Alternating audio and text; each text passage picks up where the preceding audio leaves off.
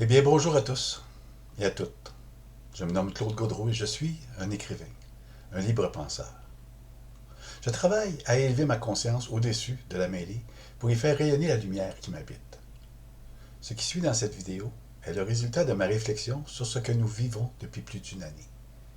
Et comme vous pourrez le constater, ma vision peut surprendre car elle sort des sentiers battus. Ceci dit, je vous souhaite la bienvenue dans mon monde. Un monde de folie. Un monde où il est encore permis de rêver. Eh oui, de rêver à un monde meilleur. Espérer des jours meilleurs, pour moi, n'est pas synonyme d'attendre que de meilleurs jours arrivent. C'est de me prendre en main et de poser des gestes qui modifieront mon trajet.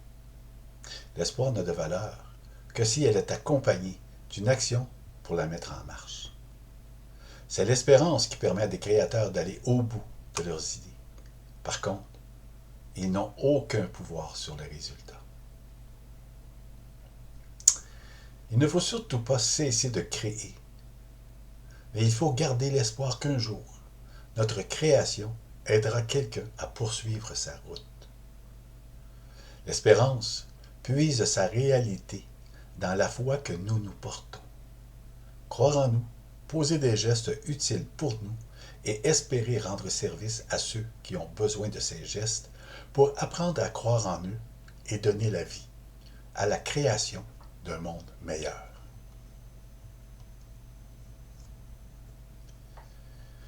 Qu'elle soit vraie ou fausse, la pandémie que l'on vit présentement nous oblige à nous positionner selon ce en quoi nous croyons et ce en quoi nous voulons bien croire.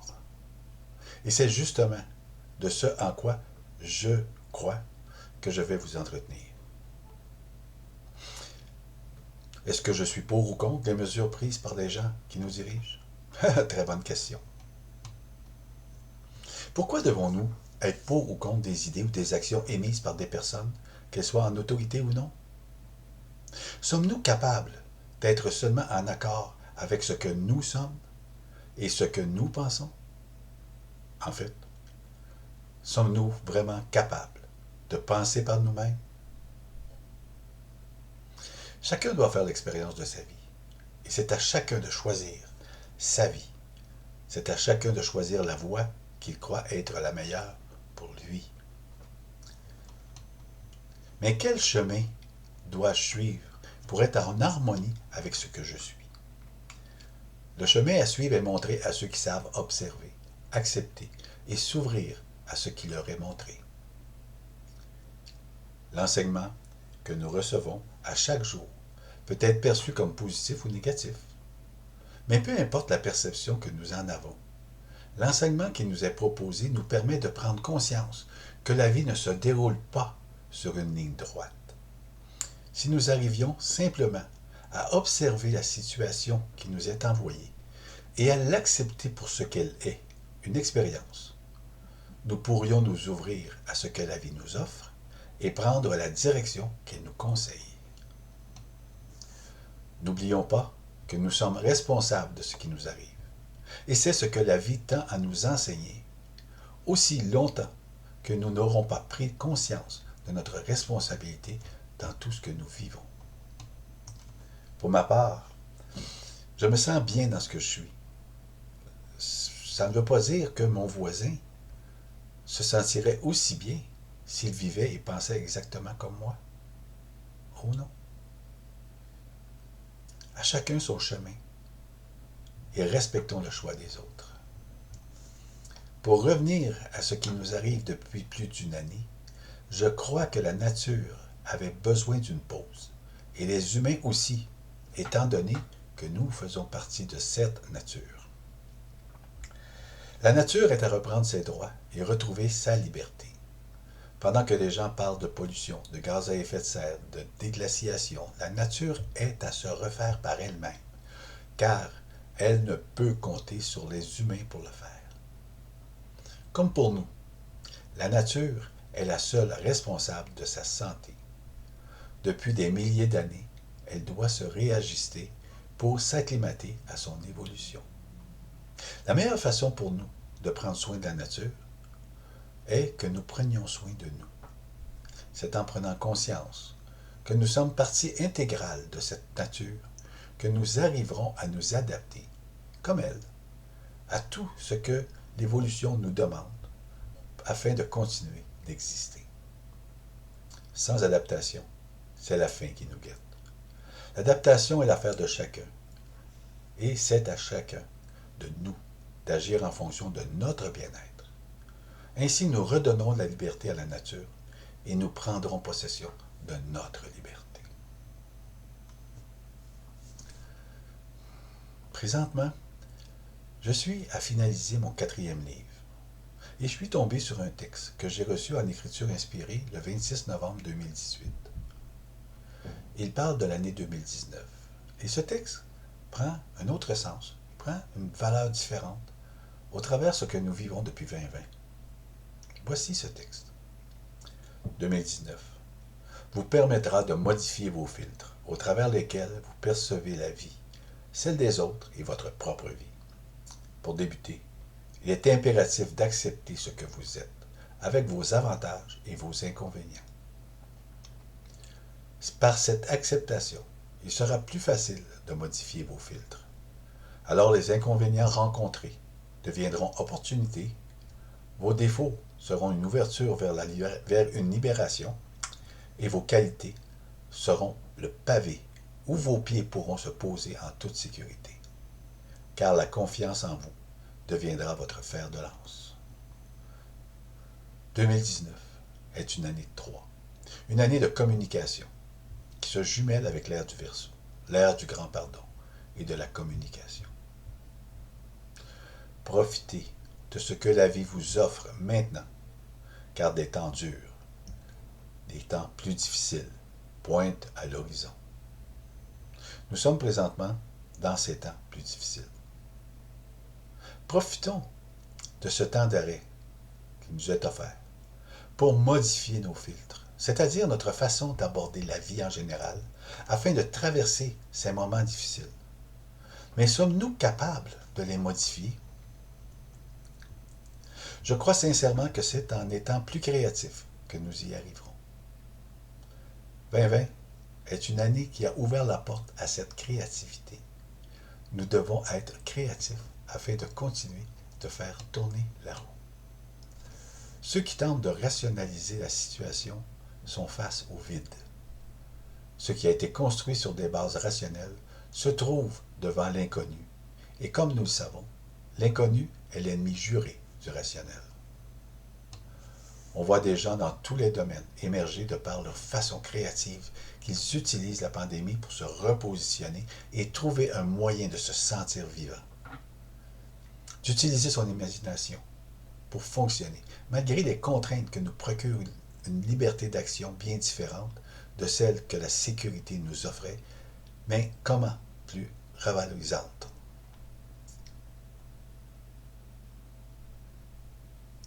Le secret de la réussite dans un processus de création, peu importe le domaine, est de savoir écouter. Écouter ce que nous ressentons, écouter ce que nous pensons et être à l'écoute de ce que nous sommes.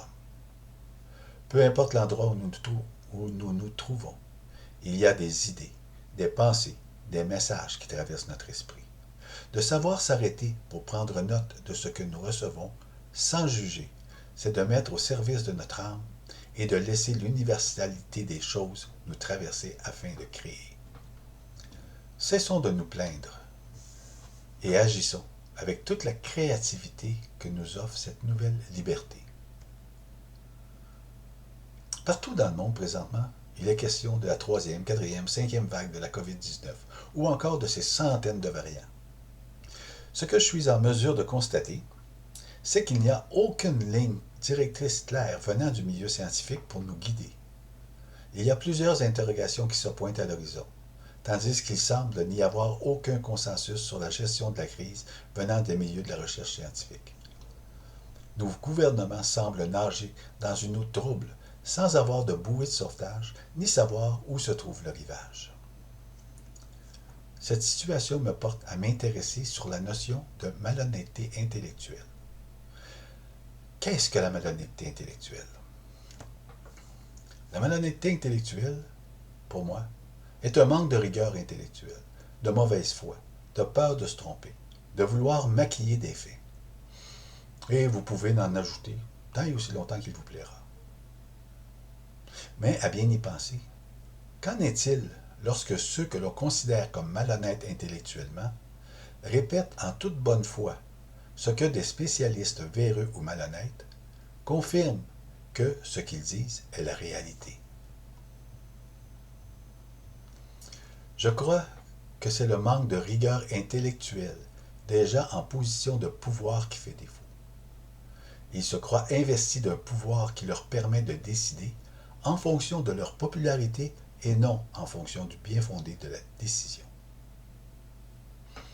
Mais est-ce que la fin justifie les moyens? Qu'en est-il lorsque pour atteindre notre but, nous devons manipuler les gens qui croient en nous? Personne ne devrait avoir le droit d'utiliser la manipulation, le mensonge ou l'hypocrisie pour en arriver à ses fins. Il n'y a aucun honneur à trahir ceux qui nous font confiance. Si nous étions réellement conscients de la force que nous avons en tant qu'individus conscients et libres, nous pourrions arriver à nous affranchir de toute cette supercherie. Mais nous avons encore beaucoup de chemin à parcourir avant d'y arriver. Et si nous nous retrouvions autour d'un verre de vin et ignorions nos décideurs, comment ces derniers réagiraient-ils?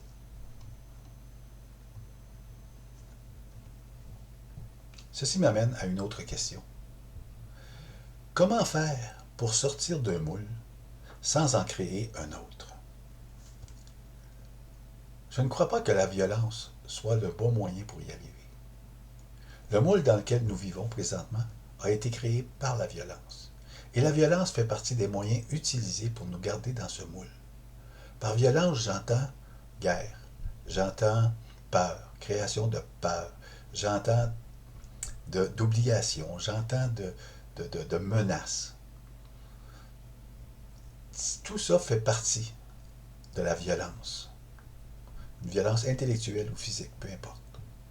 Mais à mon avis, le meilleur moyen pacifique d'y arriver est de ne pas participer au débat et d'être indifférent à ce que les autorités nous proposent. Par indifférence, je ne veux pas dire de s'opposer, de faire le contraire. Non. Je veux tout simplement dire de faire ce qu'il y a à faire. Point. Laissons la politique aux politiciens, la finance aux financiers, la morale aux moralistes. Cessons de les nourrir. Laissons-les creuser leur propre tombe.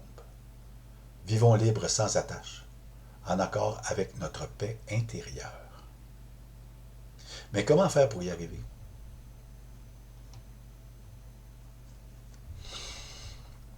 Quand j'étais enfant, on me demandait d'être sage, c'est-à-dire d'obéir et de croire à ce qu'on me disait.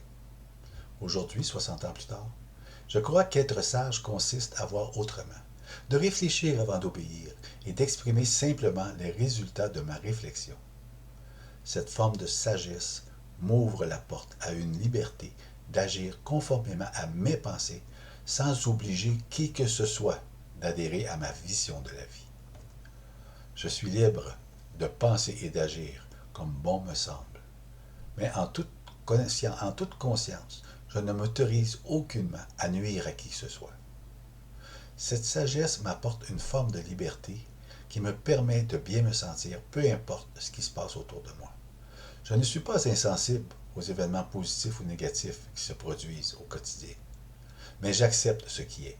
Je m'implique si je peux aider et je m'éloigne si je ne peux rien apporter de concret.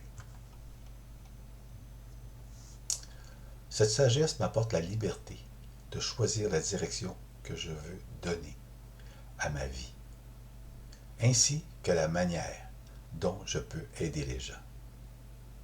Cette forme de sagesse me permet de guider et me permet d'accepter que la vie n'a pas qu'une seule voie. J'accepte qui je suis, avec mes forces et mes faiblesses. Je suis aussi capable d'accorder ce privilège aux autres, peu importe la manière qu'ils ou qu'elles ont de montrer leur vraie sagesse. Pour moi, la sagesse ne se définit pas, elle se vit. Avec tout ce qui se passe présentement, 2020-2021, nous entendons souvent parler d'entraves à nos droits et libertés. Mais quels sont nos droits et qu'est-ce que la liberté? Pour moi, le seul droit que j'ai et qui est immuable est mon droit de respirer, avec ou sans masque. En tout cas, ce droit me donne la liberté de vivre ma vie comme je l'entends.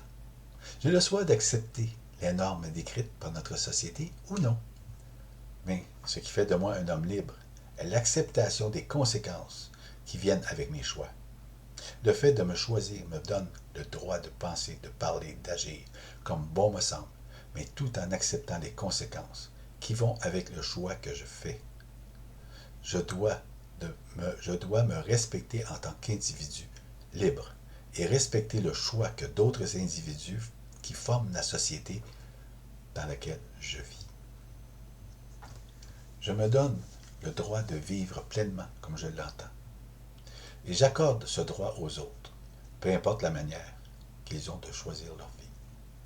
Port du masque, vaccination, confinement. Est-ce bon ou mauvais? Peu importe. L'important est de vivre en accord avec moi et d'accorder ce droit aux autres. Élevons notre conscience au-dessus de ce conflit et vivons en paix avec nous-mêmes. C'est à mon avis la meilleure façon de vivre en toute liberté. Peu importe la situation dans laquelle nous nous trouvons. Il y a toujours une leçon à en tirer. Que ce soit un événement heureux ou triste, la situation horrible ou merveilleuse. Nous avons toujours des leçons de vie à tirer de cela. Je crois sincèrement que rien n'arrive pour rien. Ce n'est que par l'observation de ce qui se présente, et ce sans jugement, que nous pouvons apercevoir le fil conducteur qui nous guide vers la leçon à saisir. Nous sommes uniques, et nous devons apprendre à vivre avec cette unicité, afin de l'unir à l'unicité de chacun. S'il est un principe que nous devrions intégrer dans notre quotidien, c'est de se faire plaisir au moins une fois par jour, peu importe le genre de journée que nous avons vécu. S'accorder le droit d'avoir du plaisir. Dans tout ce brouhaha que nous vivons présentement, on demande simplement aux dirigeants ou à qui que ce soit de nous dire la vérité, de connaître cette vérité. Mais à force de chercher la vérité, nous sommes confrontés à différentes notions opposées les unes aux autres. Ce qui est perçu comme vérité par les uns l'est comme un mensonge par les autres. Certains cherchent une vérité dans la science, dans les cartes, dans les astres, dans les religions ou autres. De plus en plus de gens tournent le dos à ce genre de vérité absolue et cherchent à comprendre autrement ce qu'est la vie. Pendant tout ce temps perdu à chercher la vérité, la vérité, coule lentement sous notre nez. La vérité se trouve dans ce que nous croyons et dans ce que nous allons au bout de cette croyance. Les gens sont prêts à croire en ce qui leur semble être vrai, mais ils refusent de croire en eux. La vérité ne se retrouve pas dans la société, elle se cache au plus profond de notre être. Trouver la vérité en soi et vivre en paix dans la vérité absolue. Voilà ce que je retiens de cette pandémie. Je ne cherche pas de coupable, mais seulement qu'une façon de mettre fin à ce régime de peur. On parle de vaccination comme solution à la pandémie, mais moi je crois que la vaccination est plus efficace pour combattre la peur que mettre fin au virus. Il y a un vieux principe qui dit « diviser pour régner ». Ce principe est encore vrai de nos jours. Ce n'est pas par l'affrontement que nous y mettrons fin, car c'est dans le chaos que le malin est roi. Élevons notre conscience au-dessus du conflit et rayonnons du mieux que nous pouvons. Si vous avez aimé ce que je pense, vous pouvez me rejoindre sur ma page Facebook, Claude Gaudreau, Libre Penseur, ou encore aller voir sur ma page YouTube, Claude Gaudreau, il y a des textes, des méditations, des choses comme ça. Comme je vous ai dit au début, je suis un auteur. J'ai écrit Un maître m'a dit. Dans ce livre, ça m'a surpris parce qu'à un moment donné, en 2010, ce livre se situe entre 2010 et 2015. En 2010, il y a une phrase qui est là, qui dit « Toute la terre sera ébranlée et ses habitants aussi. » Voilà. Dans un autre texte que j'ai reçu, il est dit « Vous ne pouvez plus vous cacher.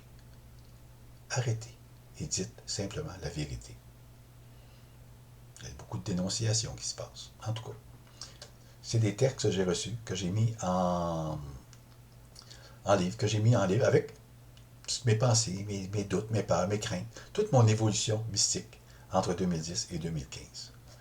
Ensuite est arrivé celui-ci. Croire en nos valeurs nous conduit vers la vérité, vers la liberté. Okay. Dans ce texte, dans ce livre, je parle de certaines valeurs qui me sont chères.